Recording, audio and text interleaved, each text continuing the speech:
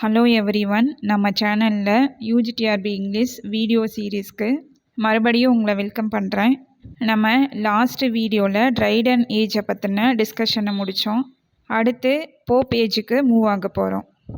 நீங்கள் பார்த்துருப்பீங்க, ஒவ்வொரு லைனையும் எவ்வளோ டீட்டெயிலாக பேக்ரவுண்ட் இன்ஃபர்மேஷனோட புரிஞ்சுக்கிட்டு படித்தா எந்த ஒரு காம்படிட்டிவ் எக்ஸாமாக இருந்தாலும் சரி நம்மளால் ஈஸியாக கிளியர் பண்ண முடியும்னு. வெறும் கிராமர் ரூல்ஸ் மட்டும் இல்லாமல் அந்த பீரியடோட சோசியல், பொலிட்டிக்கல், லிட்டரரி கான்டெக்ஸ்ட் இதெல்லாம் புரிஞ்சாதான் டெக்ஸ்டில் இருக்கிற டீப்பான விஷயங்கள் நமக்கு புரியும்.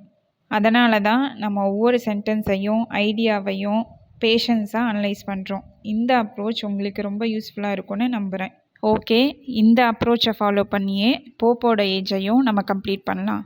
போப்போட ஏஜ் 1700 to 1745 வரைக்கும். ஃபர்ஸ்ட்டு வேர்ஸ் பார்த்துடலாம், போம்ஸ் பார்த்துடலாம். த ஏஜ் ஆஃப் போப், தோ manners where course, politics scandalously corrupt, and the general tone of society brutal, the England of the early 18th century witnessed a resolute attempt in the direction of moral regeneration. As the reception accorded to Collier's short view clearly proved, people were fast growing sick of the outrageous license which in fashionable circles had followed the return of the Stuarts and had begun once more to insist upon those elementary decencies of life and conduct which the preceding generation had treated with open contempt. Alexander Pope ஒரு famous English poet. இந்த ஏஜை the age of reason இல்லைனா அகஸ்டன் ஏஜ்னு சொல்லுவாங்க. இந்த பீரியடை நம்ம ஏன் அகஸ்டன் ஏஜ்னு சொல்கிறோன்னா, ancient ரோமில் emperor Augustus rule பண்ண பீரியட் 27 BC to 14 AD. இந்த பீரியட் ரொம்ப பீஸ்ஃபுல்லாகவும் லிட்ரேச்சர் ஆர்ட்டில் சிறப்பாக இருந்த பீரியடாகவும் இருந்தது. அதனால் அதை கோல்டன் ஏஜ்னு சொன்னாங்க. ஸோ அதே மாதிரி தான் 18th செஞ்சுரியோட ஸ்டார்டிங்கில் இங்கிலாண்டில் குவீன் ஆனோட ரூலிங் பீரியட்லேருந்து கிங் ஜார்ஜ் 1, ஜார்ஜ் 2 ரூலிங் பீரியடோட ஸ்டார்டிங் வரைக்கும் லிட்ரேச்சரில் பெரிய க்ரோத் இருந்தது. அதனால தான் இந்த பீரியடை அகஸ்டன் ஏஜ்னு சொல்கிறோம். அப்புறம் இந்த பீரியடை த ஏஜ் ஆஃப் ரீசன்னு சொல்கிறோம். இந்த பீரியடில் இருந்த பீப்புள் சயின்ஸு, ரீசன், இண்டிவிஜுவல் தாட்ஸ்க்கு இம்பார்ட்டன்ஸ் கொடுத்தாங்க. முன்னாடிலாம் நிறைய விஷயங்களுக்கு சூப்பர்ஸ்டிஷனையும் ட்ரெடிஷனையும் ஃபாலோ பண்ணாங்க. ஸோ ட்ரெடிஷனையும் சூப்பர்ஸ்டிஷனையும் விட்டுட்டு சயின்ஸையும் ரீசனையும் ஃபாலோ பண்ணதுனால இந்த ஏஜுக்கு த ஏஜ் ஆஃப் ரீசன். இந்த பீரியடில் பீப்புள் ரூடாக இருந்தாங்க, பாலிட்டிக்ஸில் கரப்ஷன் இருந்தது. அப்படி இருந்தப்போ கூட 1700 ஸ்டார்டிங்கில் பீப்புளோட மாரலை திரும்ப கொண்டு வரதுக்கு ஸ்ட்ராங் எஃபர்ட் கொடுத்தாங்க. ஃபஸ்ட்டு சென்டென்ஸ் பாருங்கள். இங்கே மேனர்ஸ்னால் பீப்புளோட பிஹேவியர்ஸ், ஹேபிட்ஸ், கோர்ஸ்னால் ரொம்ப ரூடாக ரிஃபைன்ட் இல்லாமல் ரஃப்பாக இருக்கிறது. ஸோ இந்த பீரியடில் ஏர்லி 18th செஞ்சுரியில் பீப்புளோட பிஹேவியர் ரொம்ப மோசமாக இருந்தது. ஸ்கேண்டலஸ்லினா ரொம்ப ஓப்பனாகவே மோசமாக கரப்ஷன் பாலிட்டிக்ஸில் இருந்தது. ஸோ சொசைட்டியில் ஜென்ரலாகவே மோசமான ஸ்டேட்டு தான் இருந்தது. இப்படி இருந்த சுச்சுவேஷனில் கூட ஏர்லி 18th செஞ்சுரியில் போல்டாக மாரல் ரீஜெனரேஷனுக்காக ட்ரை பண்ணாங்க. மாரலை திருப்பி கொண்டு வரணும்னு நினச்சாங்க. கோலியரோட ஷார்ட் வியூங்கிற புக்கை பீப்புள் பாசிட்டிவ் மைண்டோட ரிசீவ் பண்ணாங்க. கோலியரோட இந்த ஷார்ட் வியூங்கிற புக்கு இந்த ஏஜ் ஆஃப் ட்ரைடன்லையும் பார்த்துருப்போம், இங்கேயும் பார்க்குறோம். ஏன்னா இது 1698 பப்ளிஷ் பண்ணது. என்னதான் ட்ரைடனோட பீரியடில் பப்ளிஷ் பண்ணியிருந்தாலும் இதோட இம்பேக்ட் போப் பீரியட் வரைக்கும் இருக்குது. அதனால தான் இங்கே சொல்லியிருக்காங்க. இது என்ன ஷோ பண்ணுது அப்படின்னா, இதுக்கு முன்னாடி பீப்புளுக்கு எக்ஸ்ட்ரீம் ஃப்ரீடம் இருந்தது. எக்ஸ்ட்ரீம் ஃப்ரீடம்னால பீப்புள் டயர்டாகி அகெயின் மாரல் ரீஜெனரேஷன் வேணும்னு கேட்டாங்க. The desire for improvement is, as we shall presently see, a marked feature of not a little of the literature of this half century, and especially of the literature which emanated from middle class writers who were of course most strongly influenced by moral considerations, but while revolting in this way against restoration profligacy, the men of Pope's era were quite as hostile as their fathers had been to everything that savoured of Puritan fanaticism and religious zeal, and thus though England now began to regain lost ground morally, it did not recover the high passion or the spiritual fervour of the Elizabethan age. இந்த development, இந்த improvement, இந்த மாரலை கொண்டு வரணும் அப்படிங்கிற இந்த wish போப்போட period time பார்த்திங்கன்னா கிட்டத்தட்ட 50 years. So இந்த 50 இயர்ஸ்லேயுமே பீப்புளோட எய்மாக என்ன இருந்ததுன்னா இந்த மாரல் ரீஜெனரேஷனை கொண்டு வரணும் அப்படிங்கிறது தான். இந்த மாதிரி விஷயங்கள் பர்டிகுலராக மிடில் கிளாஸ் ரைட்டர்ஸ் கிட்ட அதிகமாக இருந்தது. இந்த மிடில் கிளாஸ் ரைட்டர்ஸ் நேச்சுரலாகவே மாரல் கன்சிடரேஷன்ஸ் எது தப்பு எது கரெக்டு அப்படிங்கிறதுல தெளிவாக இருந்தாங்க.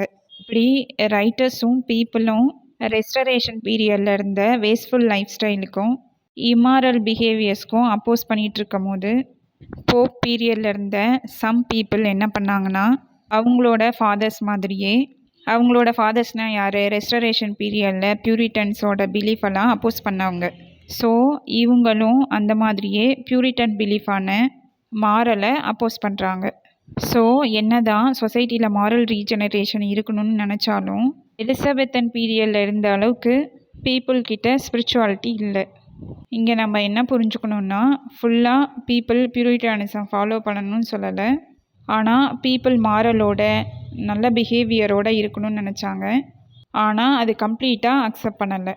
In their dread of those emotional excesses which to them seemed almost as fell indeed into the mood of chilly apathy, virtue was recommended and preached, but any manifestation of earnestness, even in the pulpit, would have been regarded as dangerously suggestive of what was called enthusiasm, and in shockingly bad taste.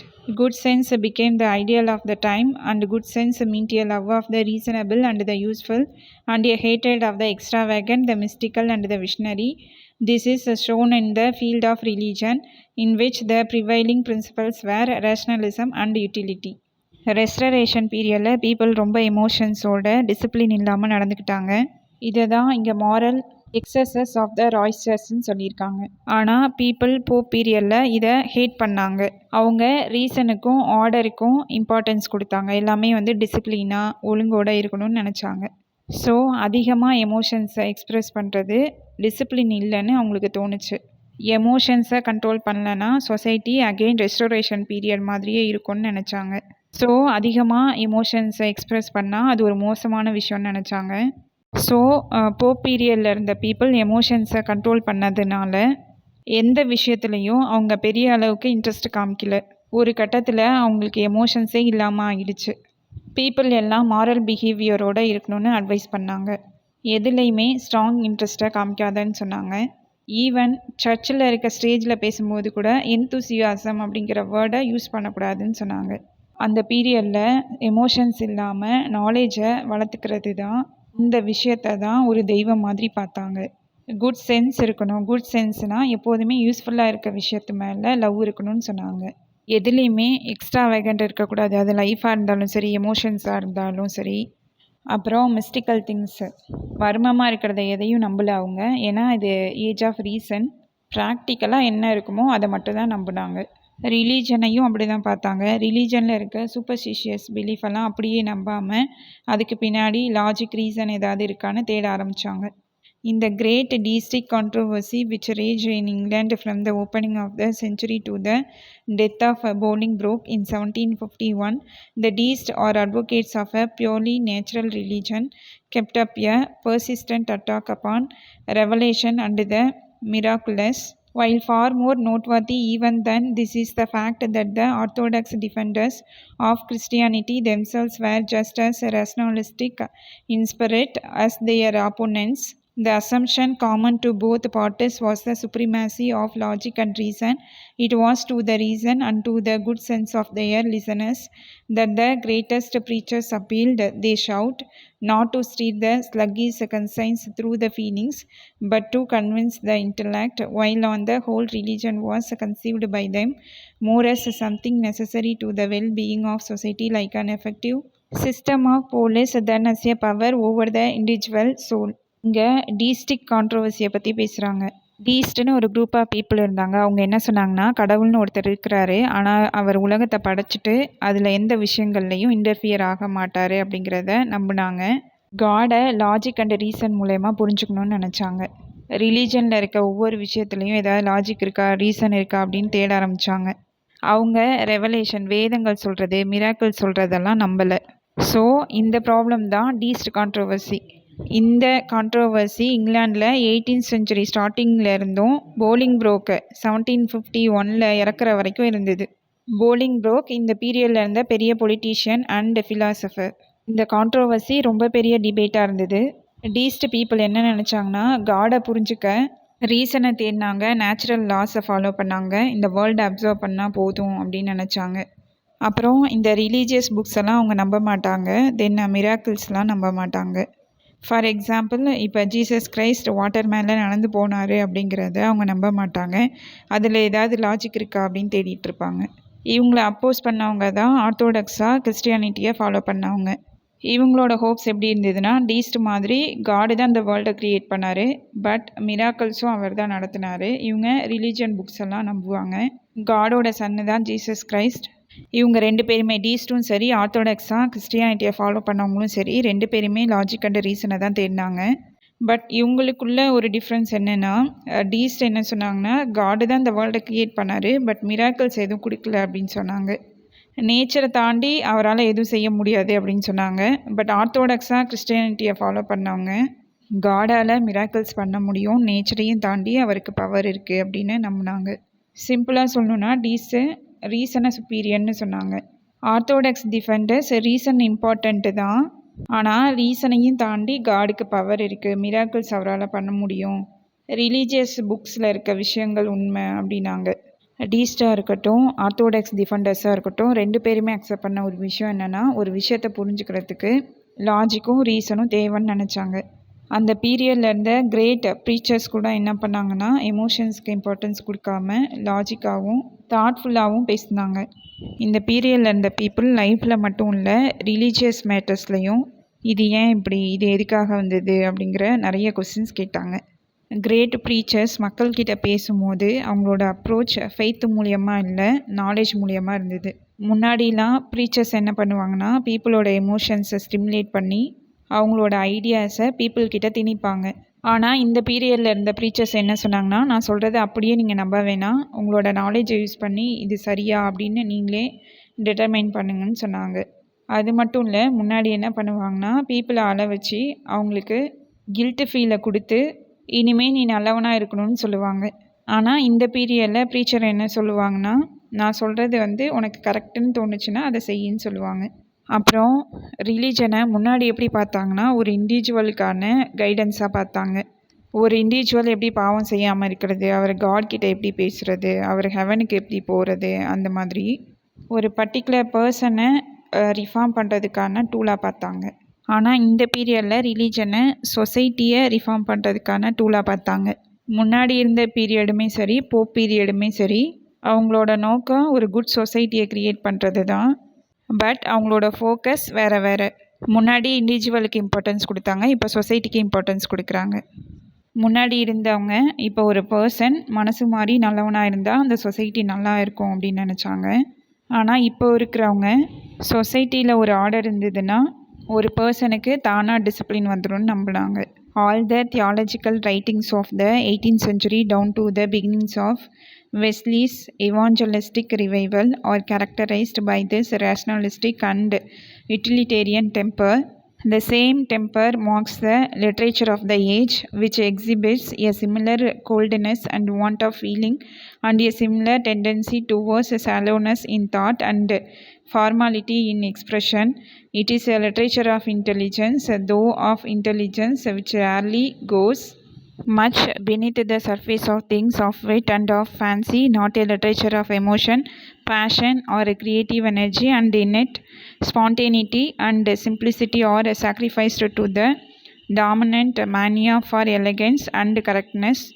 This is true even of poetry, which seldom travelled beyond the interest of that narrow world of the town by which men's outlook was commonly circumscribed, and finding its public in the coffee house and drawing room, drew for its substance upon the politics and discussions of the hour.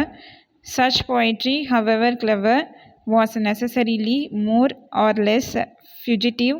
It lacked inevitably the depth and grasp of essential things which alone assure permanence in literature. and the quest for refinement in style resulted too often in stilted affectations and frigid conventionalism. இதில் என்ன சொல்கிறாங்கன்னா, சொசைட்டியில் லாஜிக்குக்கும் ரீசன்ஸ்க்கும் importance கொடுத்ததுனால லிட்ரேச்சர்லேயும் அதே தான் reflect ஆனது. லிட்ரேச்சரில் சாலோனஸ் of thoughts இருந்தது. இங்கே சாலோனஸ் ஆஃப் தாட்ஸ் அப்படின்னா எமோஷன்ஸுக்கு இம்பார்ட்டன்ஸ் இல்லை. ரைட்டர்ஸோட எக்ஸ்ப்ரெஷன் ஃபார்முலா இருந்தது, பர்சனலாக இல்லாமல். அவங்களோட எமோஷன்ஸை கண்ட்ரோல் பண்ணி எழுதினாங்க. லிட்ரேச்சர்னாலே எமோஷன்ஸ் எக்ஸ்ப்ரெஸ் பண்ணி எழுதுவாங்க. ஆனால் இந்த பீரியடில் அவங்களோட எமோஷன்ஸை கண்ட்ரோல் பண்ணி இன்டலெக்சுவலுக்கும் ரீசனுக்கு மட்டும் இம்பார்ட்டன்ஸ் கொடுத்தாங்க. இந்த பீரியடில் இருந்த லிட்ரேச்சர் இன்டெலிஜென்ட்டாக தாட்ஸ் கொடுத்தாங்க, பட் அந்த தாட்ஸ் சர்ஃபேஸ் லெவலில் தான் இருந்தது. இதில் இருந்த ரைட்டர்ஸ் காமெடியாக எழுதியிருப்பாங்க, ஃபேன்சி கொடுத்துருப்பாங்க, கற்பனையான விஷயங்கள் நிறைய கொடுத்துருப்பாங்க. என்ன தான் கற்பனையாக எழுதியிருந்தாலும் ஃபன்னி திங்ஸ் ஆட் பண்ணியிருந்தாலும் அவங்க சொல்ல வர விஷயங்கள் மேலோட்டமாக தான் இருக்கும். இதுக்கு ஒரு எக்ஸாம்பிள் பார்க்கலாம். இப்போது ஒரு கிரிட்டிக் இருக்காருன்னு வச்சுப்போம். அவர் ஒரு நாவலை கிரிட்டிசைஸ் பண்ணுறாரு. இந்த நாவலில் ஒரு லேசி கேரக்டர் இருக்காருன்னா அவர் கிரிட்டிசைஸ் பண்ணும்போது அந்த நாவலில் இருக்கிற லேசி கேரக்டரை என்ன சொல்கிறாருன்னா ப்ரொஃபவுண்ட் இனர்ஷியான்னு சொல்கிறாரு, ரொம்ப சோம்பேறின்னு சொல்கிறாரு. இது விட். அப்புறம் அந்த நாவலில் ஒரு பியூட்டிஃபுல் உமன் இருக்காங்கன்னு வச்சுக்கோங்க. ஸோ அந்த கேரக்டரை டிஸ்கிரைப் பண்ணும்போது கிரிட்டிக் என்ன பண்ணுறாருன்னா அவள் சிரிக்கும் போது நிலா மாதிரி இருக்கா அப்படின்னு சொல்கிறது ஃபேன்சிக்கு எக்ஸாம்பிள். இப்படி தான் போப் பீரியடோட லிட்ரேச்சர் ஃபேன்சியும் விட் கலந்ததாக இருக்கும். ஆனால் அந்த கிரிட்டிக் நாவல் எழுதின ரைட்டரோட லாங்குவேஜ் ஸ்டைல் பற்றி பேசலை, அதில் என்னென்ன மூமெண்ட் பற்றி பேசியிருக்காரு அதை பேசலை, அதனால் சொசைட்டியில் என்ன இம்பேக்ட் இருந்தது அதை பேசலை. இதுதான் சாலோனஸ் ஆஃப் தாட்ஸ். இப்படி தான் போப் பீரியடோட லிட்ரேச்சர் இருந்தது. இந்த பீரியடோட லிட்ரேச்சரில் எமோஷன் இல்லை, பேஷன் இல்லை, க்ரியேட்டிவ் எனர்ஜி இல்லை. இதுக்கும் எக்ஸாம்பிள் பார்க்கலாம். இப்போ ஒரு ரைட்டர் ஒரு நாவல் எழுதுறாருன்னு வச்சுப்போம். அந்த நாவலில் ஒரு கேரக்டர் கஷ்டப்படுற கேரக்டர். ஸோ இந்த பீரியடில் இருந்த ரைட்டர் என்ன எழுதுவார்னா அவன் கஷ்டப்படுறான் அது மட்டும்தான் எழுதுவார். அதை நம்ம படிக்கும் போது அவன் கஷ்டப்படுறதுக்கான எந்த ஃபீலும் நமக்கு வராது. அடுத்து பேஷனோடு எழுத மாட்டார். சொசைட்டியில் ஒரு ப்ராப்ளம் இருக்குன்னா அந்த ப்ராப்ளம் பற்றி மட்டும் எழுதுவார். அதை சேஞ்ச் பண்ணணும் அப்படின்னு அவர் நினைக்க மாட்டார். அப்புறம் க்ரியேட்டிவ் எனர்ஜி இருக்காது. ஆல்ரெடி கேட்ட ஸ்டோரிஸ் மாதிரியே இருக்கும், அதில் நியூவாக எதுவும் இருக்காது. அப்புறம் அவங்க ஒர்க்கில் ஸ்பான்டேனிட்டி இருக்காது. ஸ்பான்டேனிட்டினா நேச்சுரலாக எழுத மாட்டாங்க. மனசில் என்ன தோணுதோ அதை அப்படியே எழுதாமல் எலகெண்ட்டாகவும் கரெக்ட்னஸோடையும் எழுதுவாங்க. இங்கே எலகெண்ட்டுனா வேர்ட்ஸ் அழகாக இருக்கணும்ன்ட்டு காம்ப்ளெக்ஸ் வேர்ட்ஸ் யூஸ் பண்ணுறது. கரெக்ட்னஸ்னால் கிராமட்டிக்கல் மிஸ்டேக்ஸ் இல்லாமல் எழுதுறது. இதனால் ரைட்டர்ஸ் அவங்க மனசில் தோன்றதை எழுத முடியாது, சிம்பிளாகவும் எழுத முடியாது. இதனால் அவங்களோட ஒர்க்ஸ் ஆர்டிஃபிஷியலாக தெரியும். நான் ஸ்டார்டிங்கில் சொன்னேன் இந்த பீரியடில் இருந்த லிட்ரேச்சர் ரிமார்க்கபிளாக இருந்ததுனால தான் அகஸ்டன் ஏஜ்னு சொன்னாங்கன்னு. ஆனால் டெக்ஸ்ட்டை படிக்கும் போது இந்த பீரியடில் நிறைய லிமிட்டேஷன்ஸ் குறைகளை சொல்கிறோன்னு உங்களுக்கு கன்ஃபியூஷன் வரலாம். அகஸ்டன் ஏஜில் லிட்ரேச்சர் ஒரு விதத்தில் குட் தான். அதாவது எலகன்ஸ், கரெக்ட்னஸ், விட்டு, ரீசன் இதெல்லாம் இருந்தது. ஆனால் இன்னொரு விதத்தில் அதில் டிஃபிஷியன்சிஸ், எமோஷன் இல்லை, பேஷன் இல்லை, க்ரியேட்டிவ் எனர்ஜி இல்லை. ஹட்சன் அகஸ்டன் ஏஜ் லிட்ரேச்சரில் இருக்க எலகன்ஸ், கரெக்ட்னஸை ரெஸ்பெக்ட் பண்ணினாலும் நேச்சுரலாக இல்லை, சிம்பிளாக இல்லை அப்படிங்கிறத ஒரு ஃப்ளாவாக பாயிண்ட் அவுட் பண்ணுறாரு. இப்போ சொன்ன எல்லா விஷயங்களும் இந்த காலத்தில் எழுதின பொயட்ரிக்கும் சூட் ஆகும். ரைட்டர்ஸ் பொயட்ரியை ஒரு ஸ்மால் குரூப் ஆடியன்ஸுக்கு மட்டும் எழுதினாங்க. லண்டனில் இருக்க ஹையர் கிளாஸ் பீப்புளோட லைஃப் ஸ்டைலை அவங்களோட பொயட்ரியில் எக்ஸ்ப்ரெஸ் பண்ணாங்க. இங்கே இன்னொரு டவுட் நமக்கு வரும். நம்ம ஸ்டார்டிங்கில் பார்த்தோம் middle class writers moral regenerate பண்ண நிறைய எழுதினாங்கன்னு. பட் நம்ம இங்கே என்ன பேசுகிறோன்னா ஒரு சர்டைன் குரூப் ஆஃப் ஆடியன்ஸ்க்கு மட்டும் எழுதினாங்கன்னு. இது என்னன்னா பொயட்ரி மட்டும்தான் இப்படி இருந்தது. பொயட்ரிங்கிறது அப்பர் கிளாஸ் எலைட் பீப்புளுக்கான ஒரு ஃபார்மாக இருந்தது. ஸோ பொயட்ரி எழுதுகிறவங்க லண்டனில் இருக்க அப்பர் கிளாஸ் பீப்புளோட டேஸ்ட்டுக்கு ஏற்ற மாதிரியும் அவங்களோட லைஃப் ஸ்டைலை எக்ஸ்ப்ரெஸ் பண்ணுற மாதிரியும் எழுதினாங்க. மேக்ஸிமம் ட்ராமாஸ், எஸ்ஸேஸ், நாவல்ஸில் தான் மொராலிட்டியை எக்ஸ்ப்ரெஸ் பண்ணாங்க. இந்த ஃபார்ம் தான் நார்மல் பீப்புளுக்கும் மிடில் கிளாஸ் பீப்புளுக்கும் போய் சேர்ந்தது. பொயட்ரி எழுதினவங்க அப்பர் கிளாஸ் பீப்புளோட லைஃப் எப்படி இருந்தது, அவங்க என்னென்ன ப்ராப்ளம்ஸ் ஃபேஸ் பண்ணாங்க இதை மட்டும் எழுதுனாங்க. அவங்க புவர் பீப்புளோ இல்லை மிடில் கிளாஸ் பீப்புளை பற்றியோ எழுதலை. அவங்களோட அவுட்லுக் ஒன்லி மேன்ஷன் இல்லை பேலஸில் மட்டும்தான் இருந்தது. அதை தாண்டி வெளி உலகத்துக்கு வரல. அந்த பொயட்ரியை படித்ததும் அந்த பேலஸில் இருந்த வெல்த்தி பீப்புள் மட்டும்தான். காஃபி ஷாப்பில் உட்காந்து படித்தவங்களும் டிராயிங் ரூமில் படித்தவங்களும் பெரிய ஹாலில் படித்தவங்களும் தான். இங்கே காஃபி ஷாப்பில் உட்காந்து படித்தவங்களும் பெரிய ஹாலில் உட்காந்து படித்தவங்களையும் யாரை மென்ஷன் பண்ணுதுன்னா அப்பர் கிளாஸ் பீப்புளை. காஃபி ஷாப்லேயும் டிராயிங் ரூம்லேயும் உட்காந்து பொயட்ரியில் இருந்த சப்ஸ்டான்ஸான பாலிட்டிக்ஸை பேசுவாங்க. பாலிட்டிக்ஸில் யாருக்கு பவர் அதிகமாக இருந்தது, யார் என்ன டிபேட் பண்ணாங்க, இதெல்லாம் அங்கே டிஸ்கஸ் பண்ணுவாங்க. இந்த பொயட்ரியை ரைட்டர்ஸ் கிளவராக எழுதினாலும் இதோட ஃபேம் குயிக்காக ஃபேட் ஆனது. அதுக்கு ரீசன் லைஃபுக்கு தேவையான பேசிக் எலமெண்ட்ஸோ டீப் தாட்ஸோ அதில் இல்லை. அதனால தான் இந்த பொயட்ரி லாங் லாஸ்டிங்காக இல்லை. அவங்களோட லாங்குவேஜ் ஸ்டைலை ரிஃபைனாக எந்த எமோஷன்ஸும் இல்லாமல் கொடுக்க நினச்சது. கிராமரை கரெக்டாக ஃபாலோ பண்ணணும், எந்த தப்பும் இருக்கக்கூடாது அப்படின்னு நினச்சி எழுதுனது. அது அவங்களுக்கு டிஃபெக்டாக இருந்தது. அவங்களோட ஒர்க்ஸ் ஆர்டிஃபிஷியலாகவும் நேச்சுரலாக இல்லாமையும் இருந்தது. The age of Pope is sometimes called the classic age and sometimes the Augustan age of English literature. Neither of these terms can be commented, but they are so current that it may be well to explain the senses in which they should be understood. The epithet classic we may take to denote first that the poets and critics of this age believed that the works of the writers of classical antiquity, really of the Latin writers, presented the best of models and the ultimate standards of literary taste. And secondly, in a more general way, that like these Latin writers, they had little faith in the promptings and guidance of individual genius and much in laws and rules imposed by the authority of the past. இதில் என்ன சொல்லியிருக்காங்கன்னா, நம்ம முன்னாடியே பார்த்த மாதிரி age of போப்பை sometimes அகஸ்டன் ஏஜ்னு சொல்லுவாங்க, தென் sometimes classic ஏஜ்னு சொல்லுவாங்க. ஹட்சன் என்ன சொல்கிறாருன்னா, இந்த ரெண்டு நேம்ஸுமே கரெக்டுன்னு சொல்ல முடியாது, பட் இதை தான் யூஸ் பண்ணுறாங்க. ஸோ அதோட மீனிங்கை புரிஞ்சுப்போன்னு சொல்கிறாரு. கிளாசிக்குங்கிற எஃபித்தேட் அப்ஜெக்டிவ் எப்படி வந்ததுன்னா, இந்த பீரியடில் இருந்த பொய்ட்ஸும் சரி கிரிட்டிக்ஸும் சரி கிளாசிக்கலான லாட்டின் ரைட்டிங்ஸை ஃபாலோ பண்ணி எழுதினாங்க. இந்த பீரியடு ரைட்டர்ஸ் இண்டிவிஜுவல் ஜீனியஸை ராங்குன்னு நினச்சாங்க. இங்கே இண்டிவிஜுவல் ஜீனியஸ் அப்படின்னா ஒரு ரைட்டர் அவரோட ஒர்க்ஸில் ஒரிஜினல் தாட்ஸ் கொடுப்பாரு, அவரோட க்ரியேட்டிவிட்டியை நம்மளால் பார்க்க முடியும். அது மட்டும் இல்லை, அதில் யுனிக் விஷன் இருக்கும், இன்னோவேட்டிவ் கான்செப்ட்ஸ் இருக்கும். இதையெல்லாம் இந்த பீரியட் ரைட்டர்ஸ் அக்செப்ட் பண்ணல. இந்த கிரேட் ட்ராமாட்டிஸ்ட் ஷேக்ஸ்பியர்லாம் பார்த்திங்கன்னா அவரோட இன்னர் ஃபீலிங் வச்சு தான் எழுதியிருப்பார். அந்த மாதிரி மெத்தடை இவங்க ஃபாலோ பண்ணல. இவங்க Greek and Latin writers follow பண்ண ரூல்ஸு, கிராமர், ரைட்டிங் மெத்தட்ஸ் இதையெல்லாம் தான் நம்பினாங்க. When in 1706 Walsh wrote to Pope, the best of the modern poets in all languages are those that have nearest copied the ancients, he expressed concisely the principle of classicism, and this principle Pope himself reiterated in some well-known lines in his essay on criticism. It is more to guide than spur the muse steed, restrain his fury than provoke his speed. The winged courser, like a generous horse, sows must true mettle. When you check his course, those rules of old discovered, not devised, or nature still, but nature methodized. Nature, like liberty, is but restrained by the same laws which she herself ordained. Learn hence for ancient rules a just esteem. To copy nature is to copy them. 1706 Alexander போப்புக்கு William வால்ஸுங்கிறவர் ஒரு letter எழுதினார். William Walsh ஒரு poet. இவர் அந்த லெட்டரில் என்ன எழுதினார்னா, இப்போ இருக்கிற எந்த லாங்குவேஜ் எடுத்துக்கிட்டாலும் சரி, அதில் இருக்க டாப் போயட்ஸ் ஓல்டர் போயட்ஸை காப்பி பண்ணவங்க, அவங்கள மாடலாக வச்சு எழுதினவங்க அப்படின்னு எழுதியிருந்தார். அதாவது க்ரீக் அண்டு லாட்டின் ரைட்டர்ஸை அவங்களோட ஒர்க்ஸை ஃபாலோ பண்ணவங்க. இது கிளாசிசிசம் ஐடியாவை ப்ரீஃபாக சொல்லுது. இதே ஐடியாவை சப்போர்ட் பண்ணி தான் அலெக்சாண்டர் போப் தன்னோட எஸ்ஸே ஆன் கிரிட்டிசிசமில் அதோட இம்பார்ட்டன்ஸை எம்பசைஸ் பண்ணியிருக்காரு. எஸ்ஸே ஆன் கிரிட்டிசிசமோட லைன்ஸ் பாருங்கள். இங்கே போப் என்ன சொல்ல வர்றாருன்னா, போம் எழுதுறது ஒரு ஸ்கில் தான், ஆனால் அந்த ஸ்கில்லை நம்ம கேர்லெஸ்ஸாக யூஸ் பண்ணக்கூடாதுன்னு சொல்கிறாரு. ரூல்ஸ் அண்ட் ரெகுலேஷன்ஸை ஃபாலோ பண்ணி தான் பொயட்ரி எழுதணும். இந்த ரூல்ஸும் ரெஸ்ட்ரெயின்ஸும் நேச்சர்லேயே இருக்குதுன்னு சொல்லியிருக்காரு. இதை இன்னும் டீட்டெயிலாக பார்க்கலாம். இதுக்கு ஒரு குதிரையை எக்ஸாம்பிளாக கொடுக்குறாரு. போயட்டோட க்ரியேட்டிவ் பவர் எந்த மாதிரினா விங்டு ஹார்ஸ் மாதிரி.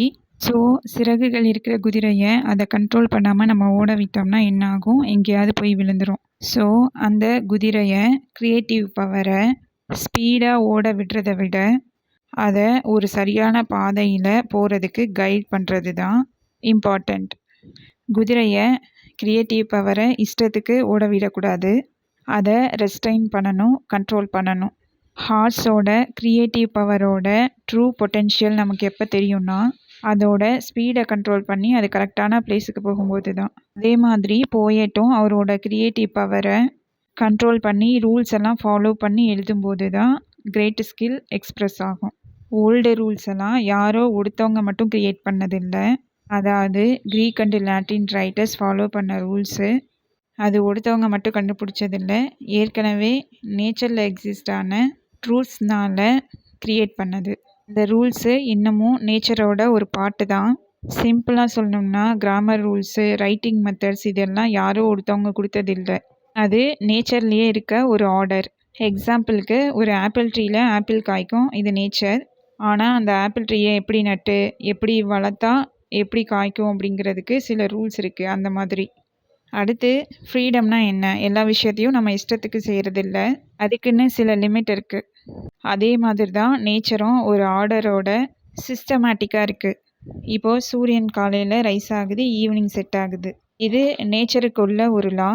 நேச்சர் தனக்குத்தானே ஒரு ரூல்ஸ் வச்சுருக்கு. அதே மாதிரி தான் ஓல்டு பீரியடில் இந்த ரூல்ஸ் அப்படியே ரிஜெக்ட் பண்ணக்கூடாது. நேச்சரில் எப்படி ஒரு ஆர்டர் சிஸ்டம் இருக்கோ ஓல்டு ரூல்ஸ்லையும் ஆர்டர் சிஸ்டம் இருக்குது. நேச்சரை ரைட்டிங்ஸில் அப்படியே ரிஃப்ளெக்ட் பண்ணணுன்னா ரூல்ஸை நம்ம ஃபாலோ பண்ணணும். இந்த ஐடியாவை தான் எஸ்ஸே ஆன் கிரிட்டிசிசமில் இருக்கிற லைன்ஸில் போப் சொல்லியிருக்காரு. The other epithet Augustine was applied in the first instance as a term of high price because those who used it really believed that as the age of Augustus was the golden age of Latin literature, so the age of Pope was the golden age of English literature. As this is not now our view, the original meaning of the word has disappeared, but we may still employ it as a convenient catchword because it serves to bring out the analogy between the English literature of the first half of the 18th century and the Latin literature of the days of Virgil and Horace. In both cases, men of letters were largely dependent upon powerful patrons.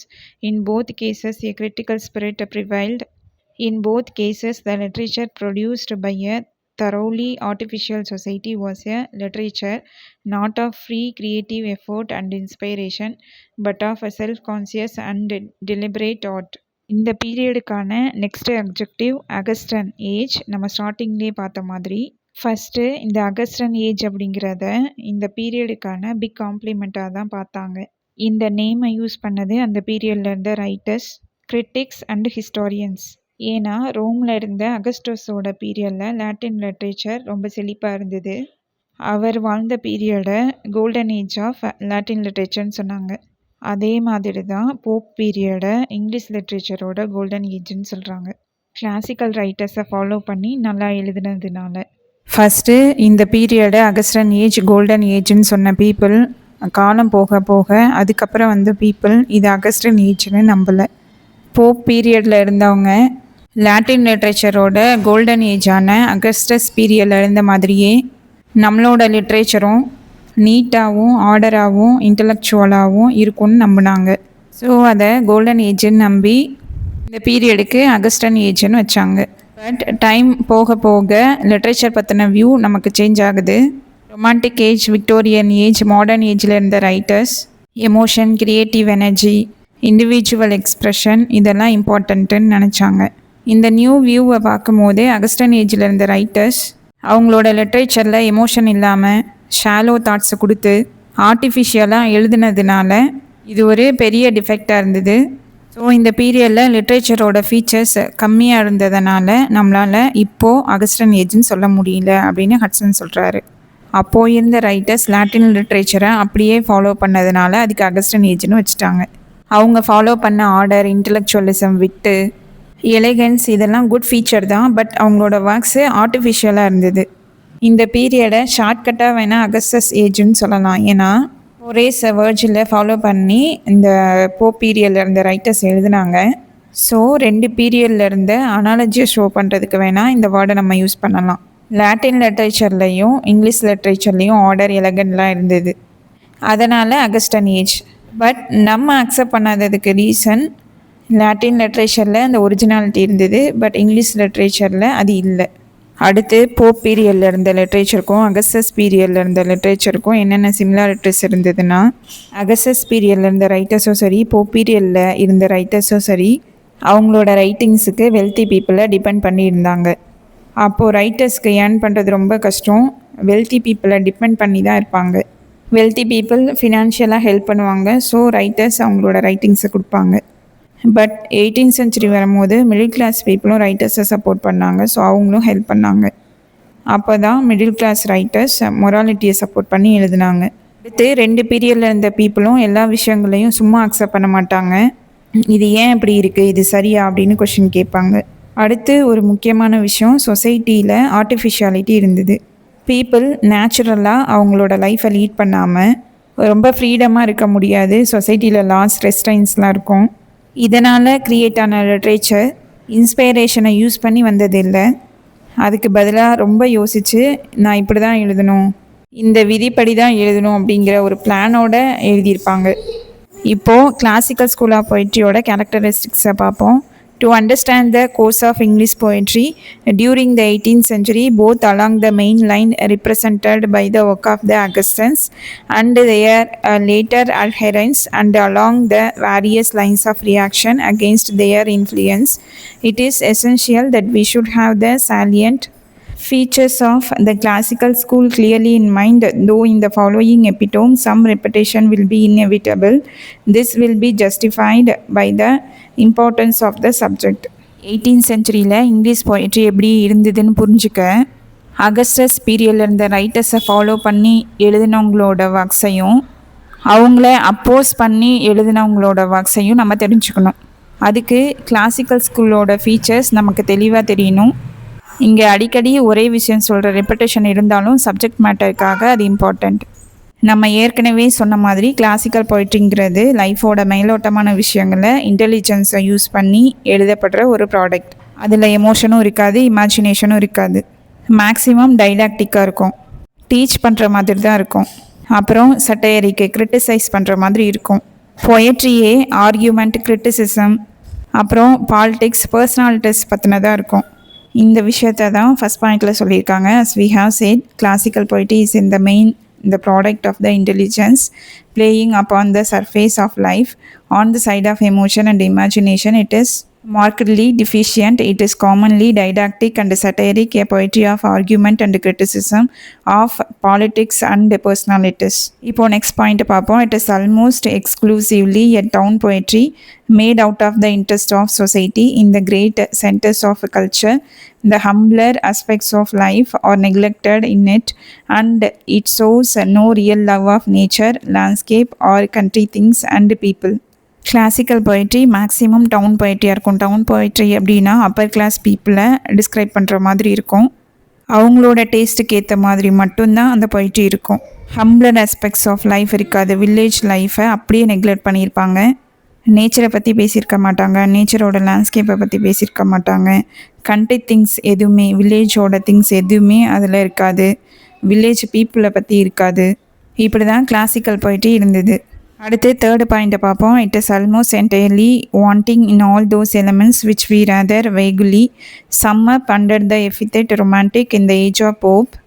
With its profound distrust of the emotions, a hatred of the romantic in literature was a logical accompaniment of a hatred of enthusiasm in religion. Romanticism and enthusiasm alike cut across all its accepted notions of reasonableness and good sense. The critical taste of the time was distinctly unsympathetic towards the ruder masters of our older literature, towards Chaucer, for example, and Spenser, and even Shakespeare, and it was especially hostile to everything that belonged to the Middle Ages, with their chivalrous extravagance, their visionary idealism, and their strong religious faith. This critical antagonism to romantic literature and artists everywhere reflected in contemporary poetry. Classical பொயட்ரியில் romantic எலமெண்ட்ஸ்ன்னு சொல்கிற emotion, imagination, individual feelings, நேச்சரை கொண்டாடுற எந்த விஷயமும் இருக்காது. Pope பீரியடில் எமோஷன்ஸுக்கு distressed இருந்ததுனால அவங்களோட லிட்ரேச்சர்லேயும் அது இல்லை. ரிலீஜனில் எப்படி எந்தூசியாசிசம் அப்படிங்கிற வேர்டை வெறுத்தாங்களோ, தீவிரமாக பக்தியாக இருக்கிறத வெறுத்தாங்களோ, உணர்ச்சி வசப்படுறத வெறுத்தாங்களோ, அதே மாதிரி லிட்ரேச்சர்லேயும் ரொமான்டிசிசமை வெறுத்தாங்க. எந்தூசியாசம் அண்ட் ரொமான்டிசிசம் இது ரெண்டுமே ரீசனபிள்னஸுக்கும் குட் சென்ஸுக்கும் எதிராக இருந்தது. அதனால் இவங்க வெறுத்தாங்க. இவங்களுக்கு முன்னாடி இங்கிலீஷ் லிட்ரேச்சரில் இருந்த ரைட்டர்ஸை பிடிக்கல. அவங்கள ரூடர் மாஸ்டர்ஸ்ன்னு சொன்னாங்க. அவங்க யாருன்னா சார்ல்ஸ், ஸ்பென்சர், ஈவன் ஷேக்ஸ்பியர். அவங்களோட ரைட்டிங்ஸ்லாம் இவங்களுக்கு ரொம்ப ஓல்டாக, ரிஃபைன்டாக இல்லாமல், பாலிஷ்டாக இல்லாமல் தெரிஞ்சுது. அப்புறம் மிடில் ஏஜஸில் இருந்த சிவலரஸ் எக்ஸ்ட்ராவேகன்ஸ்னால் மிடில் ஏஜஸில் கிங்ஸ் பற்றியும் நைட்ஸ் பற்றியும் அவங்களோட அட்வென்ச்சர்ஸ் பற்றியும் எக்ஸாஜரேட் பண்ணி எழுதியிருப்பாங்க. அப்புறம் விஸ்னரி ஐடியலிசம் மிடில் ஏஜஸில் இந்த வேர்ல்டை சேஞ்ச் பண்ணணும், பெட்டர் சொசைட்டியை க்ரியேட் பண்ணணும் அப்படின்னு நினச்சி இமேஜினேஷனோட ஐடியலிஸ்டிக் சப்ஜெக்ட்ஸை கொடுத்துருப்பாங்க. இதுவுமே அவங்களுக்கு சுத்தமாக பிடிக்கல. ரொமான்டிக் லிட்ரேச்சரையும் ஆர்ட்டையும் சிவியராக அப்போஸ் பண்ணாங்க. ஸோ இந்த பீரியடில் இருந்த பொயட்ரியும் ரொமான்டிசிசம்க்கு அப்போஸ் பண்ணுற மாதிரி தான் இருந்தது. Next point, extreme devotion to form and a love of a superficial polish led to the establishment of a highly artificial and conventional style which presently became stereotyped into a regular traditional poetic diction. Classical embroidery of all kinds was employed in season and out of season till it was worn threadbare and made ridiculous by constant use. Simplicity and naturalness disappeared before the growth of a false conception of refinement, and grandiloquent phrases and bombast circumlocutions were substituted for plain and direct expressions, even when the matter dealt with was of the most commonplace kind. Thus, when the classic poet undertook to refashion the crude stuff of an old ballad, he translated the downright "God rest his soul" into the stilted eternal blessings on his said attent, and honestly thought that he was thereby turning a vulgar colloquialism into beautiful poetry. This is a good illustration of that guidance and inane phraseology against which Wordsworth was presently to enter his emphatic protest. So இந்த பீரியடில் இருந்த poets பொயட்ரியோட ஃபார்முக்கு மட்டும், அதோட ஸ்ட்ரக்சருக்கு மட்டும் importance கொடுத்து, superficial thoughts கொடுத்து, ஆர்டிஃபிஷியலாக கன்வென்ஷனல் ஸ்டைலில் எழுதினாங்க. லாட்டின் லிட்ரேச்சரில் இருந்த ரைட்டர்ஸை அப்படியே காப்பி பண்ணாங்க. அதுதான் கன்வென்ஷனல் ஸ்டைல். ஒரே மாதிரியான வேர்ட்ஸை யூஸ் பண்ணாங்க. அதில் எந்த விதமான நியூ திங்ஸும் இருக்காது.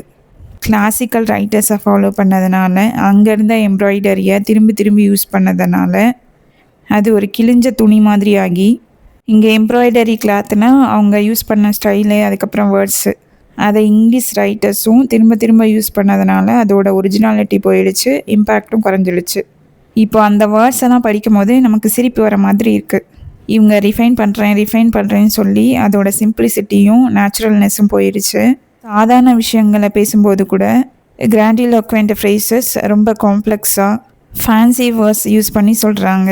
அப்புறம் பாம்பஸ் சர்க்கும்லோக்யூஷன்ஸ் யூஸ் பண்ணுறாங்க.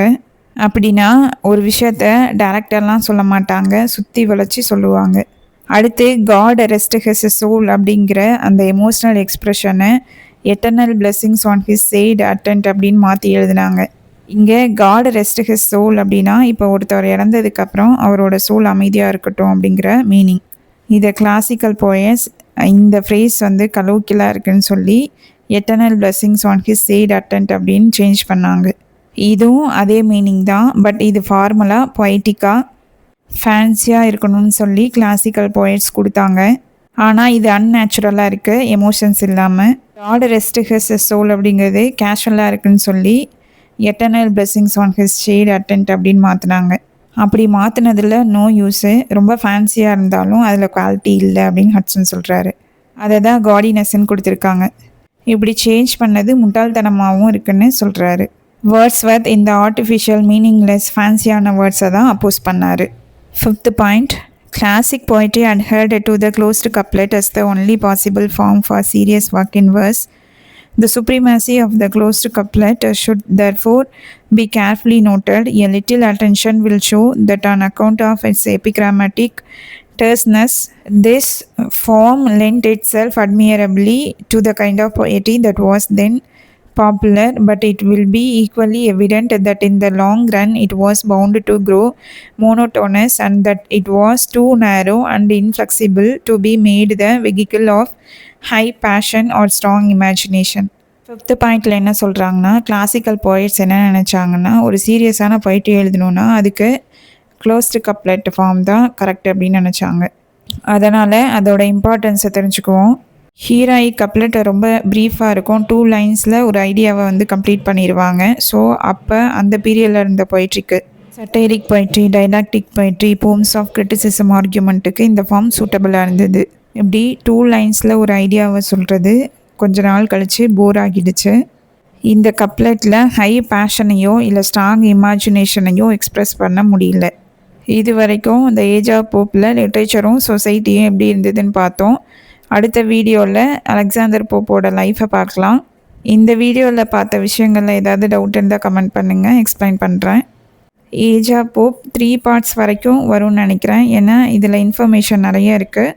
So stay connected. Thanks for வாட்சிங்.